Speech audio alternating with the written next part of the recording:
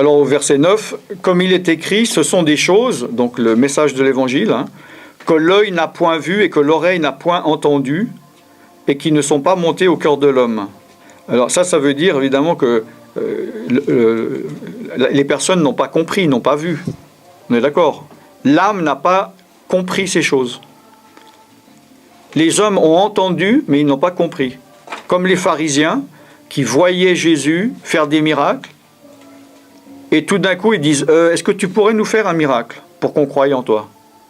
D'accord? Donc c'est pas monté aux yeux, c'est pas monté à l'entendement, aux oreilles, etc. Mais ce sont des choses que Dieu a préparées pour ceux qui l'aiment. Et Dieu nous les a révélées par quoi? Par l'Esprit. Par l'Esprit de Dieu, évidemment. D'accord? Car l'Esprit sonde tout, même les profondeurs de Dieu. Alors, qui donc parmi les hommes connaît les choses de l'homme si ce n'est l'Esprit de l'homme en lui? De même, personne ne connaît les choses de Dieu si ce n'est l'Esprit de Dieu. Or, nous n'avons pas reçu l'Esprit du monde, mais l'Esprit qui vient de Dieu, afin que nous connaissions les choses que Dieu nous a données par sa grâce. D'accord? Donc, nous avons reçu l'Esprit de Dieu, et c'est l'Esprit de Dieu qui nous permet de connaître les choses que Dieu nous a données. Donc, la connaissance que nous devons acquérir en tant que chrétiens doit venir de l'Esprit de Dieu. Dans 1 Jean, il est dit que l'Esprit de Dieu, donc, l'onction, c'est l'onction de Dieu qui vous enseigne. Et évidemment, Jésus, il a dit, l'Esprit de Dieu vous conduira dans toute la vérité. Oui, d'accord?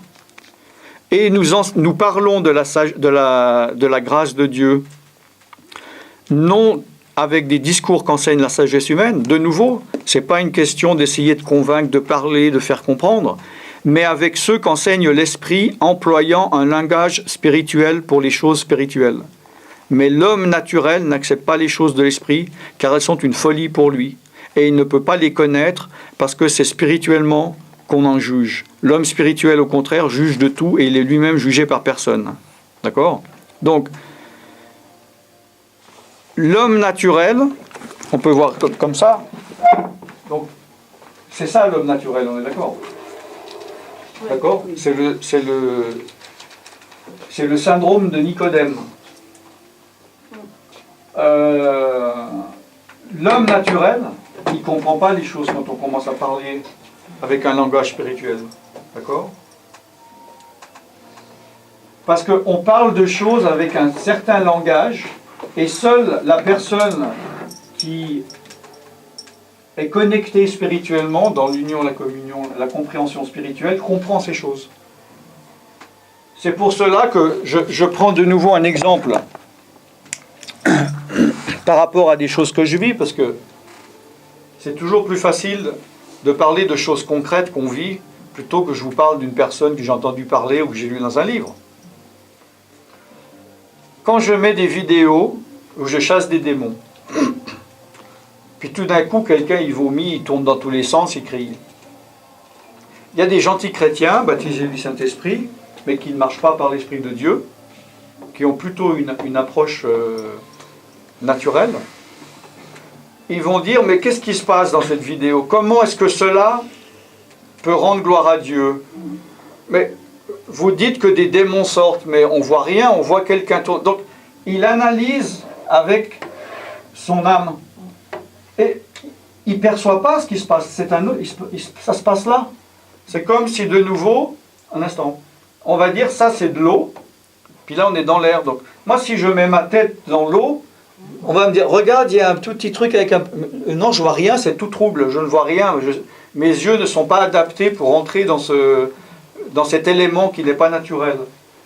Donc, par contre, les personnes qui perçoivent spirituellement vont dire, ah, gloire à Dieu, cette vidéo, c'est merveilleux de voir la libération de ces personnes. Vous comprenez ce que je veux dire? Oui. Je voulais dire que la personne qui n'a pas la personne qui ne comprend pas par l'esprit, qui ne voit pas par l'esprit, Oui. C'est pas une vraie chrétienne, elle n'est pas baptisée du Saint-Esprit. Justement, elle n'a pas cette connexion avec Dieu, ou bien? Alors,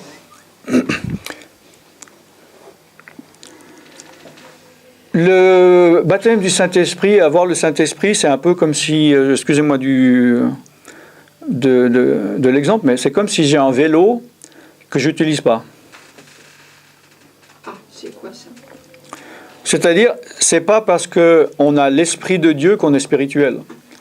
La parole de Dieu dit dans Galates, marchez par l'Esprit. Oui, Donc, on peut avoir l'Esprit de Dieu, mais ne pas marcher par l'Esprit. On peut avoir l'Esprit de Dieu et ne pas être rempli de l'Esprit de Dieu. Puisqu'on peut attrister l'Esprit de Dieu. Vous êtes d'accord ou pas? Oui. Bon, on peut, alors peut-être là, je ne sais pas si vous êtes d'accord ou pas, mais je peux être baptisé du Saint-Esprit, avoir l'Esprit de Dieu, parler en langue et marcher par ma chair. Vous êtes d'accord ou pas? Bon. Alors voilà, c'est ce que je veux dire par le vélo. C'est pas parce que j'ai un vélo que je vais toujours l'utiliser. Si je le garde devant, j'ai le vélo, oui, j'ai l'Esprit de Dieu, mais après il faut marcher, il faut monter sur le vélo et rouler. Donc, ces gens-là, bon, ça peut être des gens qui n'ont pas l'Esprit de Dieu, ceux qui ne perçoivent pas, mais ça peut être des gens qui ont l'Esprit de Dieu, mais qui ne marchent pas par l'Esprit de Dieu, voilà, ils marchent charnellement, malgré qu'ils aient l'Esprit de Dieu. Donc, spirituellement, ils ont la vie éternelle, ils ont l'Esprit de Dieu, mais ils ne marchent pas.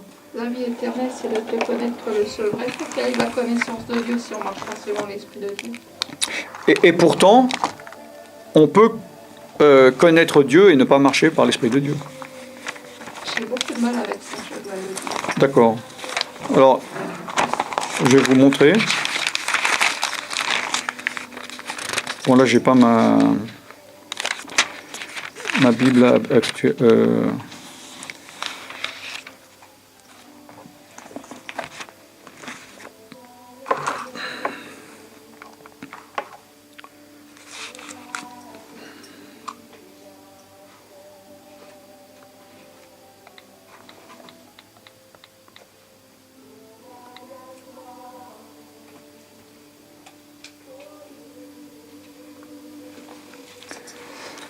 Voilà, c'est au verset 16.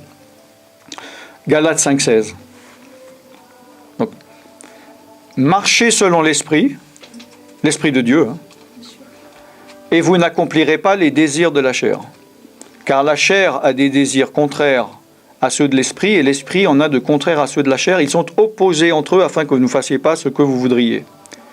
Si vous êtes conduit par l'Esprit de Dieu, vous n'êtes point sous la loi.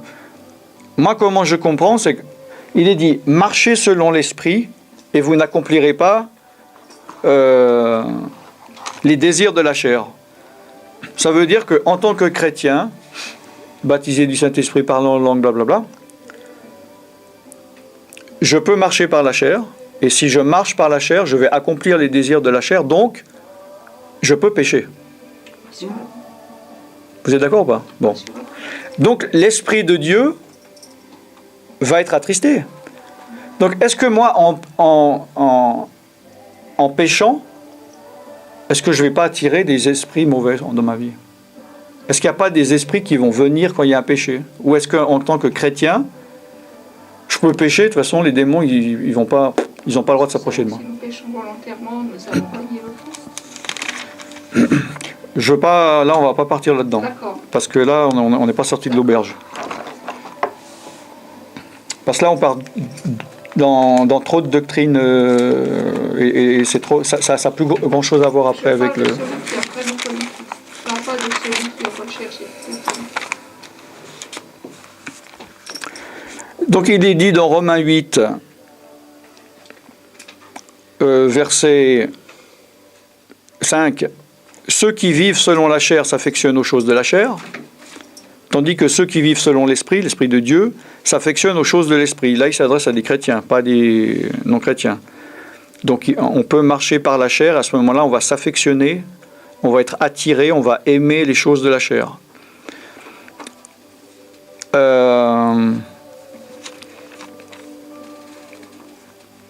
Voilà.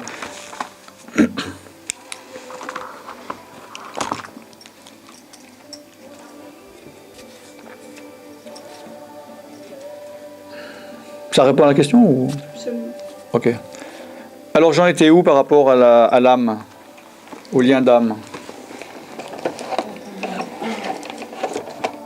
Donc il faut résoudre Voilà, les problèmes d'âme que nous avons et les problèmes physiques. Comme je l'ai dit, dans l'idéal, ça devrait être fait au début. Hein? Normalement, mais c'est pas toujours possible. Puis dans beaucoup d'assemblées, c'est pas du tout dans la politique parce qu'ils s'occupent pas des choses spirituelles, comme je dis. Ils s'occupent des affaires un peu religieuses, quoi. Une personne qui vient à Christ, on devrait le prendre et puis voir, alors quelle est ton histoire, d'où tu viens, quels sont tes problèmes, et puis régler ça au plus vite. Mais comme malheureusement, je ne sais pas si vous êtes au courant, on ne vit pas dans un monde parfait, ben on va se retrouver avec quelqu'un qui a 10, 20, 15, 30 ans de vie chrétienne, et que c'est à ce moment-là qu'il va commencer à régler ses problèmes.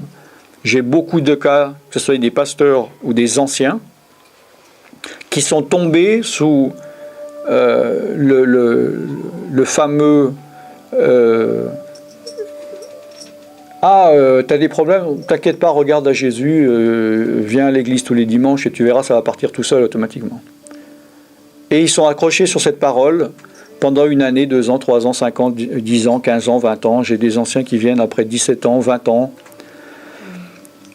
Ils en ont tellement marre, et voilà, ils osent braver leur pasteur et puis s'adresser à quelqu'un pour résoudre leurs problèmes. Malheureusement. Alors que ça aurait dû être fait depuis le début. Il y a aussi une révélation, je demande pardon. Oui. Il y a aussi une révélation qui vient de Dieu sur nos problèmes. Dieu nous montre. À soi-même ?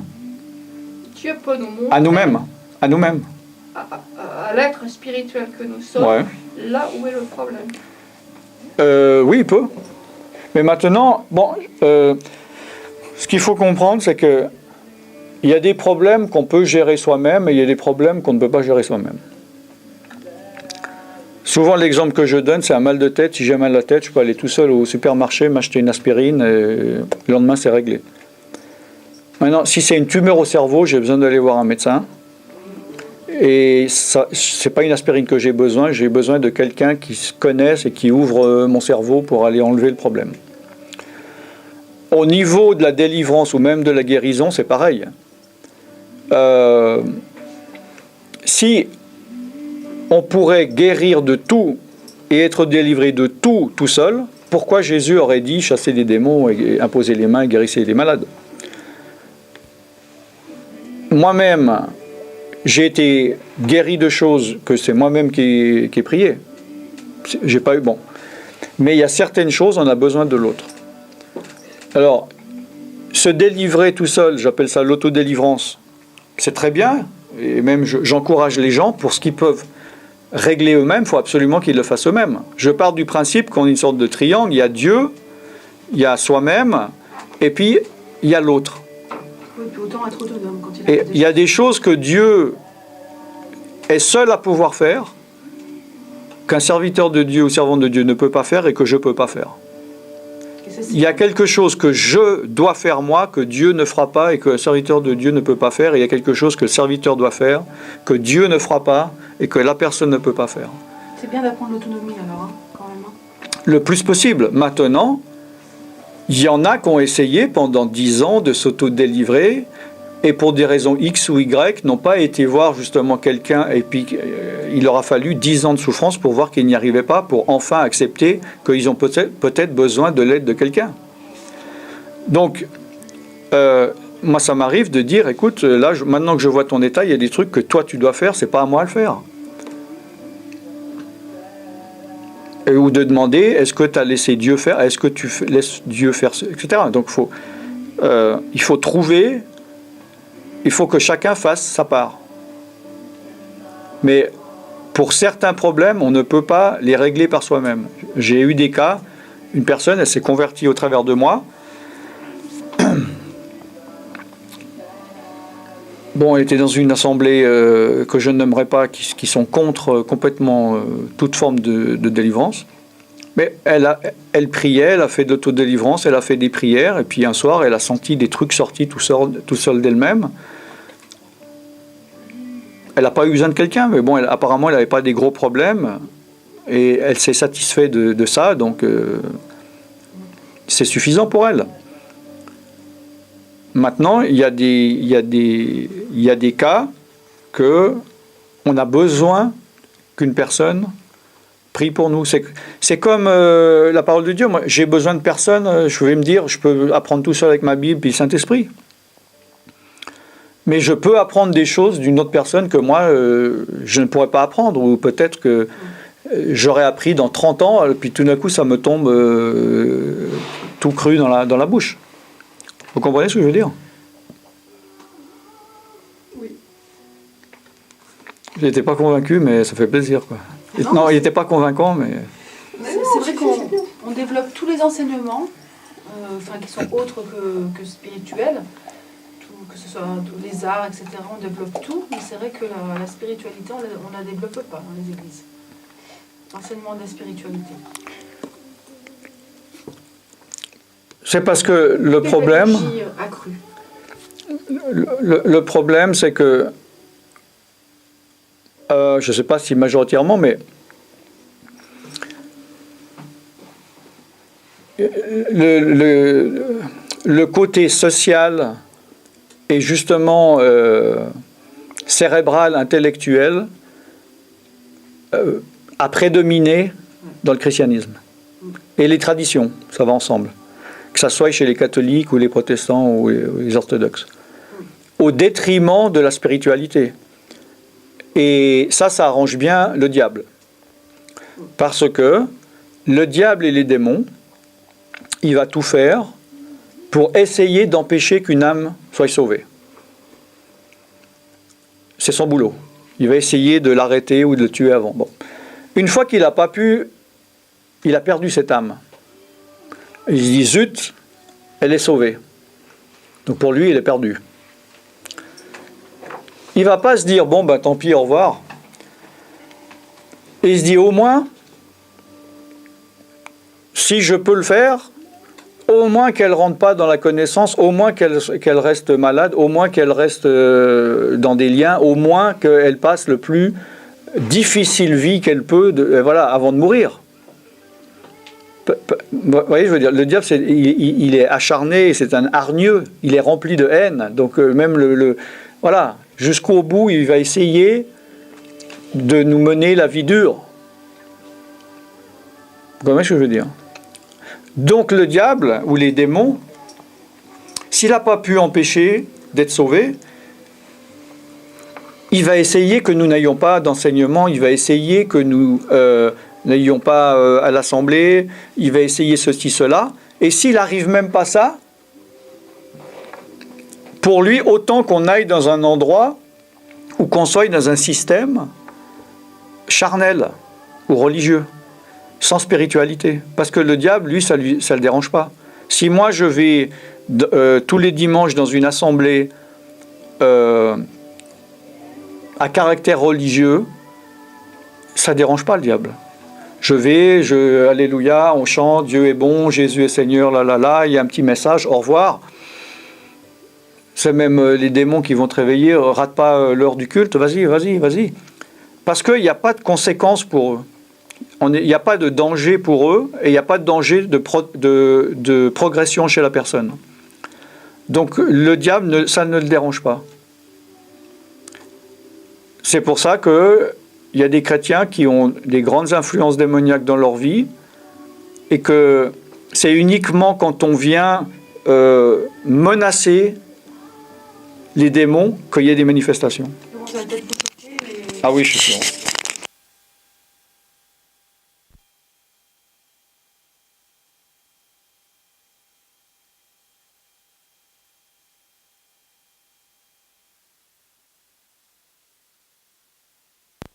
Tu as dit qu'il fallait souffrir quelque part, Ouais. il fallait être malheureuse. Mais bon, c'était des liens d'âme, c'est des liens d'âme, etc. Ouais. Donc, bon, moi je sais qu'il y a des... Mais moi je sais qu'il y a des chrétiens heureux, et tant mieux pour eux. Mais c'est comme si... Moi je suis un médecin, puis je m'occupe des gens qui sont malades. Puis vous me dites, vous savez qu'il y a des gens bien portants, ben, tant mieux pour eux, mais moi c'est pas mon... je ne suis pas coach de vie pour personnes bien portantes, je m'occupe des malades. Donc, tant mieux, les bien portants qui ne viennent pas ici ou qui ne s'intéressent pas aux autres mal portants. Non, mais c'est là la grande difficulté. Mais est-ce que vous êtes d'accord que ces chrétiens heureux, ils sont, je sais pas, ils sont minoritaires ou ils sont pas beaucoup, ou ils sont majoritaires, je sais pas. Les chrétiens qui ont la victoire, qui sont dans la victoire. Oui. Moi, j'ai hésité. À ma première bavure, je suis allée dans une église évangélique pendant 8 ans. C'est une bavure? 8 ans de temps, c'est une bavure. Ok, d'accord. Sacrée bavure.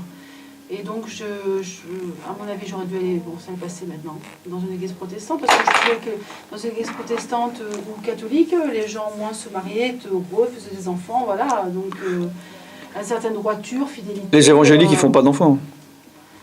Non, mais disons que moi, j'étais dans une église, on râlait pas crête, quoi. Ouais, parce que...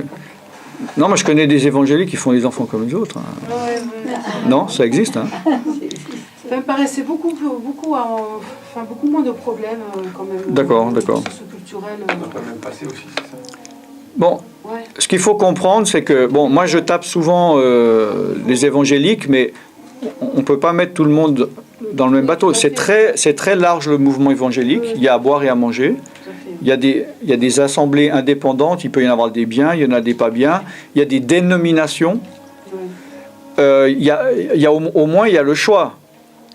Mais on ne peut pas dire que tous sont comme ci ou tous sont comme ça. Oui, tout à fait. Hein, ça dépend.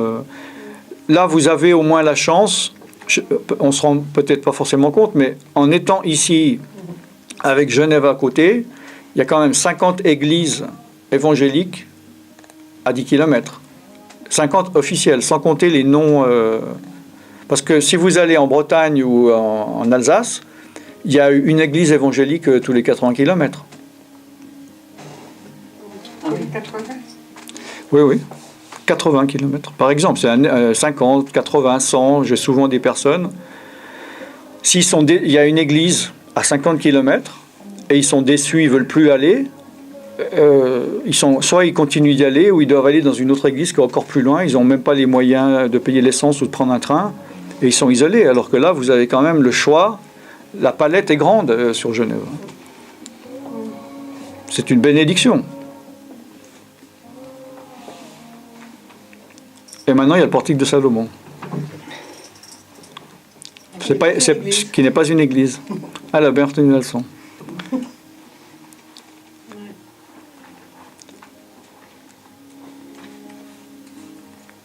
Bien. Question. Vous avez tous endormi, vous avez l'air tous endormis là. Alors, il faut... Non. J'ai un peu L'opération. il y a quelque chose qui n'est pas content avec toi. Ah, c'est bien, super. Je suis content quand il y a quelque chose de pas content. Je dis oui, mais bon. Ah, moi, c'est un bon signe. Ouais. Sinon, il ne se manifeste pas s'il n'y a pas de danger. C'est pas le même passé. Pas le même passé? Oui, il a dit par rapport à mon histoire. C'est pas le même passé, donc on n'a pas le même passé, oui. C'est vrai que moi j'ai vu des chrétiens à l'église protestante. J'ai failli d'ailleurs avant d'aller dans cette église évangélique. Et en plus, le patron de l'école de musique chrétienne où je travaillais, c'est le modèle me conseillait de venir chez lui parce qu'ils étaient portés sur l'écuménisme. Je pense que c'était ma place, mais bon, c'est toutes des choses que je réalise. Des fois, on fait des mauvais choix, quoi. Bon, avant d'aller prier, est-ce que, si vous avez des questions, parce que, bon, là, on a effleuré un sujet quand même très important par rapport, je vous rappelle que la question était pourquoi est-ce qu'une délivrance peut prendre du temps? Vous pensez pas, avec tout ce que je dis là, qu'il faut plutôt se convertir vraiment à la maison? Se convertir à la maison. Oui, dans le sens que je trouve ça très dangereux. Moi, avec mon vécu, donc, je trouve ça très dangereux d'aller dans une église, d'adhérer, parce qu'il y a tellement d'activisme aussi. Très dangereux d'adhérer à une église quand on n'est même pas converti, vraiment profondément. Pourquoi vous voudriez adhérer à une église sans être converti?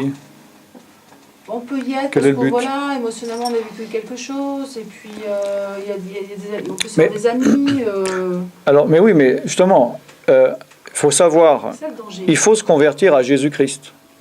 Il ne faut pas se convertir à son message, il ne faut pas se convertir au christianisme, il ne faut pas se convertir à un mouvement religieux un mouvement de pensée ou un groupement. C'est pas un groupement social. Bon, malheureusement, il y en a, certains, c'est que ça. Mais il faut se convertir avant tout à Jésus-Christ. Moi, souvent, j'ai des commentaires sur mes vidéos où des personnes aigries disent « Ouais, moi j'ai connu le christianisme, où j'ai été évangélique pendant 10 ans, ça ne marche pas ce truc, j'ai été déçu. » Moi j'écris souvent, mais c'est normal. Mais c'est normal, vous avez été déçu du christianisme, déçu des évangéliques, déçu des églises. Mais parce que vous êtes converti à ça, il fallait vous convertir à Jésus-Christ. Lui ne vous aurait jamais déçu. Comment je veux dire? Et c'est ça le problème de beaucoup d'assemblées, c'est qu'ils ne s'inquiètent pas de savoir où vous en êtes spirituellement. Ils sont là en tant que... Soyez membres. Combien j'ai de membres dans mon église? D'accord? Moi, il y a des personnes qui me contactent du monde entier pour des problèmes. Ils ont un pasteur, ils ont une église. J'étais dans un certain pays, dans une certaine ville. Je me suis occupé d'un groupe. Ils étaient en 2 et 4 ans dans cette église. La fille était malade.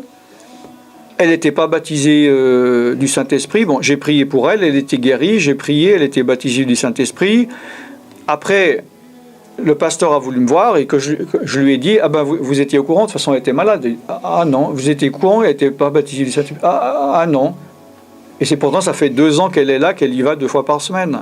Il y a aussi de ça par elle, il doit y avoir un mouvement.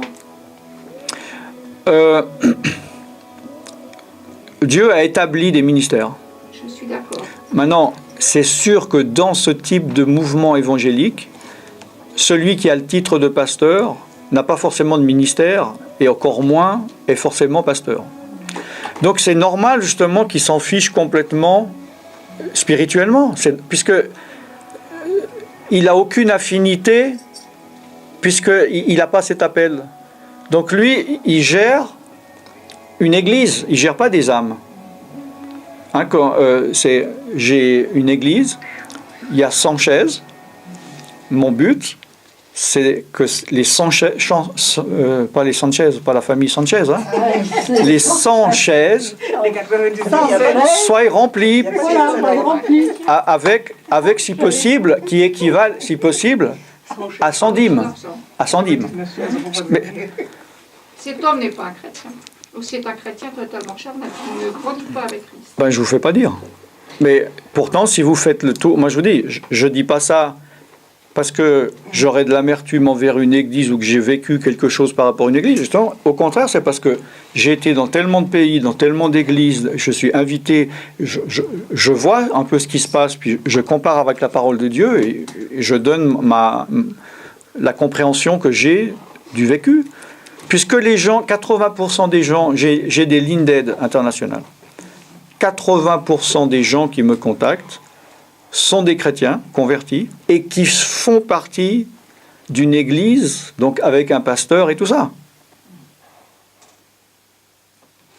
Quand tu dis ce pasteur n'a pas de ministère, ça fait quoi ministère Il n'a pas d'appel. mission? Il travaille sans appel. Combien y a-t-il de ministères dans la Bible? 5. Lesquels? Évangéliste, pasteur, Enseignant, prophète et apôtre. Ouais. Non, enseignant, c'est docteur de la loi, c'est pareil. Bon, ça, vous pouvez voir ça dans Ephésiens 4:11. Ce sont des ministères. Un ministère, c'est un appel. En France, il y a un président, il y a des ministres. Aucun ministre ne choisit. Là, c'est le président qui dit qui est là. Tout le monde veut le Premier ministre, tout le monde veut le ministre des Finances, mais on se retrouve ministre de l'Agriculture ou je ne sais pas quoi. Les ministères, selon Dieu, selon l'appel de Dieu, ce n'est pas l'homme qui choisit, qui dit « Tiens, j'aimerais bien être prophète. » Et « Oh, je vais aller aux États-Unis faire 3 ans d'école de prophète. » Non, c'est établi par Dieu, c'est Dieu qui fait l'appel. Maintenant, ce pasteur-là, il s'occupe d'âmes, selon la Bible. Il suit des âmes.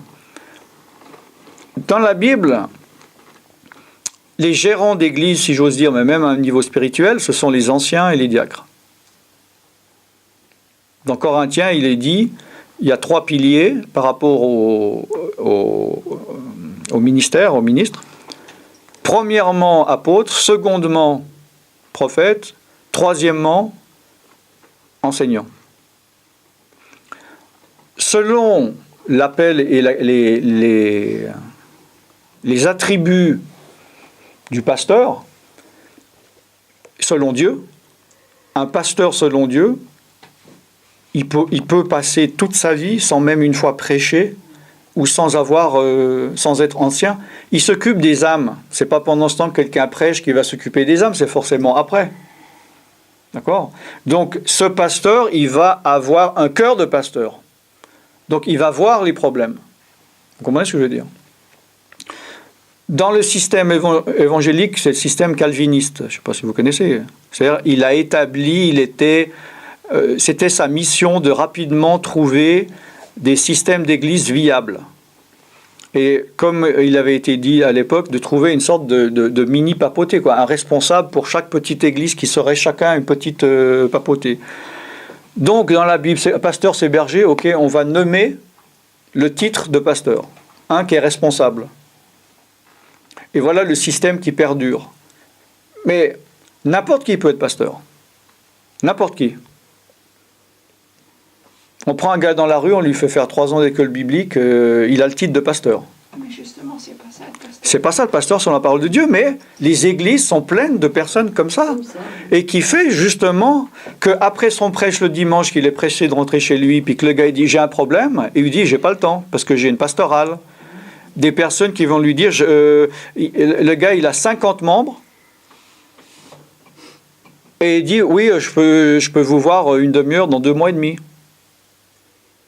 Donc forcément, ces personnes, ils vont... Alors soit ils prennent sur eux, ou ils vont aller demander ailleurs. Il y a moins de risques en Suisse avec l'Église protestante parce qu'ils sont subventionnés par l'État, les gens payent des impôts. Hein. Donc quoi ? Il y a aussi le fait à l'Église que pasteur, c'est d'enseigner les autres pour qu'ils puissent nous seconder, nous aider, il faut déléguer. C'est pas un seul pasteur qui peut s'occuper de chacun. Non mais je sais, il y a moins de risques de s'accaparer, que ce soit pour le fric finalement. Dans l'Église protestante. Un risque de quoi ? Un risque de prendre des membres, de vouloir plutôt avoir des membres plutôt que de s'occuper des âmes. Non mais il ne faut pas mélanger le salaire du pasteur et par exemple les frais de l'Église, parce que lui il va être payé, mais il faut payer si ce n'est pas une dénomination ancienne qui a beaucoup d'argent qui ont acheté les locaux, il y a un loyer, l'électricité à payer, il faut que l'argent rentre. Hein. Oui. Moi, pourquoi je demande aussi 20 € d'inscription ? Moi, il faut que je paye les frais inhérents. Non, ça c'est sûr. Oui, alors comme vous dites, en effet, ce n'est pas à une seule personne de faire, selon la parole de Dieu. C'était un collège d'anciens et de diacres qui devait gérer. Il n'y a jamais quelque part où il y a un seul homme qui gère. C'est ça le problème. Quand il y a un seul homme, une maison...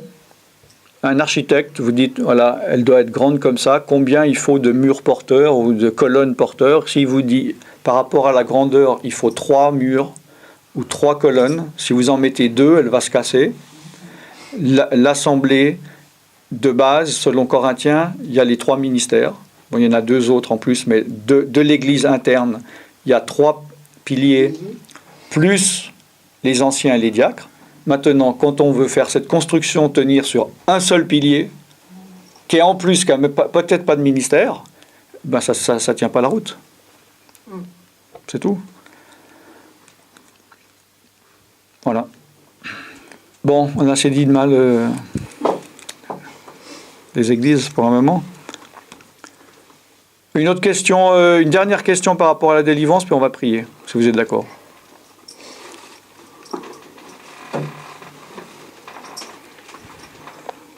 Moi j'ai le temps. Hein. Une petite dernière ? Ça va ? Vous savez tout ? Moi j'ai été surprise des catholiques, l'Église catholique à Annemasse,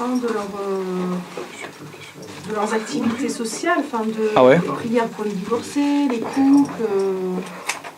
Ils ont quand même, mais bon, c'est vrai que pas ce qu'il y a. C'était pas une question. Hein. Non, c'est pas une Ok. Bon, il n'y a pas de réponse alors. Non, Ouais. aussi, je me demande s'ils font justement de la relation d'aide pour l'âme, justement comme ça. Je sais pas. Le tout, c'est d'être chrétien. Si t'es pas chrétien, si t'es pas vraiment en Christ, tout ça, ça sert à rien. Quand on marche dans la sanctification, on combat nos pensées, H24. Pardon? On combat Page nos 24? pensées tous les jours. Pas, quoi? Que 24? H24. C'est la quoi? 24 sur 24. 24 heures sur 24. H24. Ah, j'ai compris. Oui, j'ai compris. Page 24. Non. D'accord. On combat nos pensées, mais il y a un verset dans la Bible qui dit qu'il ne faut pas combattre contre la chair et le sang. Est-ce Ouais. que, comment dire, c'est bizarre. C'est quoi la question? Mais en fait, bah, c'est ça parce que. Comment dire? Bah, la Bible dit qu'il ne faut pas combattre contre la chair et le sang, mais quand on marche dans la sanctification, on combat nos pensées. Donc Mais Bon, faut pas. Le sang, c'est le corps. On se prend peut-être mal, parfois il ne faut pas résister, il faut Ouais. lâcher prise. Je dis ça comme ça. Hein. Non, c'est pas. Non, c'est ni résister ni lâcher prise. Il s'agit. Et au niveau des Il faut crucifier la chair. On ne peut pas combattre la chair. Il faut crucifier la chair. Il ne faut pas réformer la chair. On ne peut pas améliorer la chair. C'est-à-dire, on prend un gars, il a un peu péché, il se convertit à 18 ans, il marche une vie de sanctification, puis à 90 ans, il se dit j'en ai marre de la sanctification, je marche par ma chair.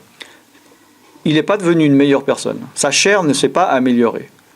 S'il remarche dans la chair, il va retomber dans la même chair qu'il avait à ses 18 ans. La chair ne s'améliore pas. On doit la crucifier, la laisser crucifier toute sa vie. La laisser crucifier, c'est pas lâcher les choses de la chair. Oui, marchez par l'esprit, comme j'ai dit, et vous n'accomplirez pas les désirs de la chair. Voilà. Si on marche dans la chair, on nourrit la chair. Si vous marchez par la chair, vous allez accomplir les choses de la chair. Vous vous affectionnerez aux choses de la chair. Donc, en effet, si je marche par la chair, je nourris les désirs. Plus je marche dans la chair, plus j'ai envie de marcher par la chair. Et si je marche par l'esprit, je vais m'affectionner aux choses de l'esprit, je vais nourrir les choses de l'esprit. Et ces deux choses ne sont pas un peu différentes, sont opposées. Donc, il y a un moment donné, soit je vais dans ma chair, je me retrouve là, ou je marche par l'esprit et je me retrouve là.